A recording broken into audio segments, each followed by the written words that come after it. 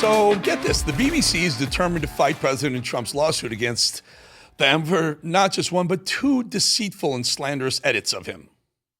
I'm not looking to get into lawsuits, but I think I have an obligation to do it. This was so egregious. If you don't do it, you don't stop it from happening again with other people. I think you probably have an obligation. I'd like to find out why they did it. You know, it's so bad. Yeah.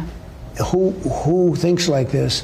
And I wonder if they've done it. We'll find this out. You know, the nice part about litigation is we'll find out how many times have they done it to other people. So this is yet another example of a media organization that's so up to its you-know-what and you-know-what that it doesn't even see just how wrong it was what they did. And now it may cost them more than $1 billion.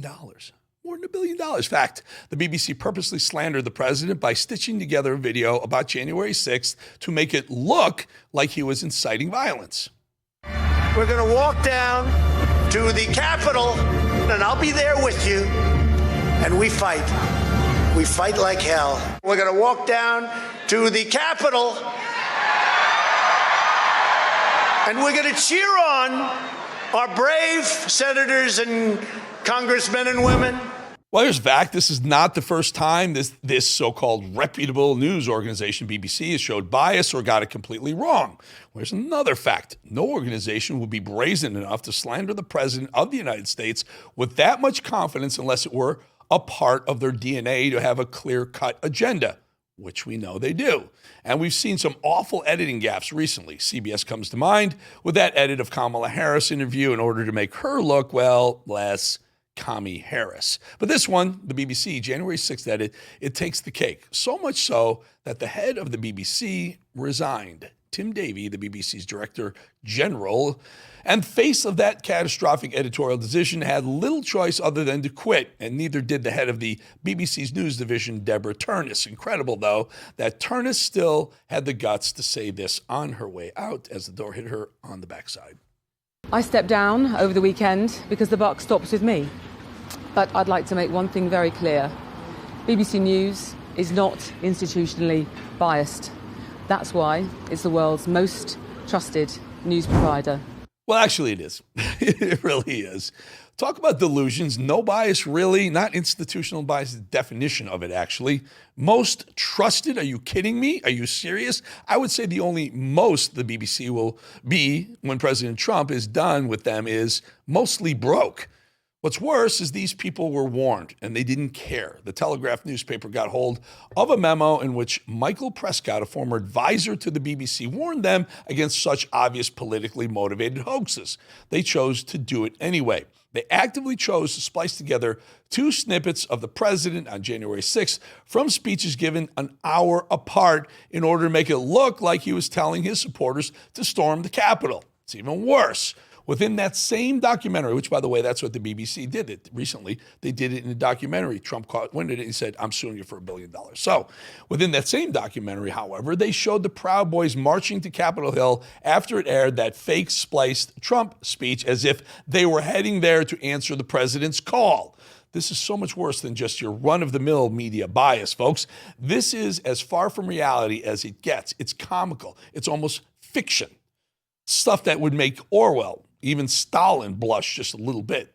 Thing is, as shocking as this kind of stuff is, not exactly surprising coming from a news organization that allowed this to be said on air. Now, a transgender woman's milk is just as good for babies as breast milk. That's according to a letter from the medical director at University Hospital Sussex NHS Foundation Trust. The claim was made as part of a response against campaign groups. The trust referred to studies and the World Health Organization guidance, including one case which found what it called no observable effects in babies fed by induced lactation. She was trying to say babies fed with men's breast milk aren't worse off than what? Things like that don't exactly help their credibility, if you know what I mean. And what about the constant bias towards Hamas, a terrorist organization, over Israel? Not just that, but they've been forced to correct 2 stories per week on average since the October 7th Hamas terror attack. Was that a year and a half ago, 2 years ago? When your senior international editor has, quote, no regrets about putting out dangerous misinformation, you've got far deeper problems than ever imagined. Or when they continue to use a reporter who calls for Jews to be burned like Hitler did, kind of shows you what you need to know about the BBC, doesn't it?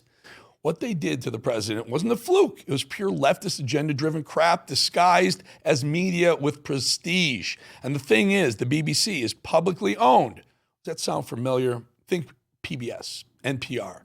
We know full well about all that. But get this, the BBC is a public broadcaster in a way that would shock Americans. In England, any household that watches live television, even if they never turn on the channel that the BBC is aired on, must pay an annual television tax, the equivalent of around $225 for a licensing fee a year. And if they don't pay it, they'll face a fine of $1,300. It's crazy, right? That tax gets the BBC about $5 billion in annual revenue. They have no choice but to fund that level of bias over there. It's insane. For years, the BBC has been brushing this stuff under the carpet. BBC pulling out the same playbook, hoping that when the dust settles, it'll be back to business as usual. Sad truth is, it's probably right. You never know. Media bias lives its ugly life over there and over here. But you know what it is? It's Trump derangement syndrome. They got a bad case of it over there as well. We'll be back 2.5 minutes.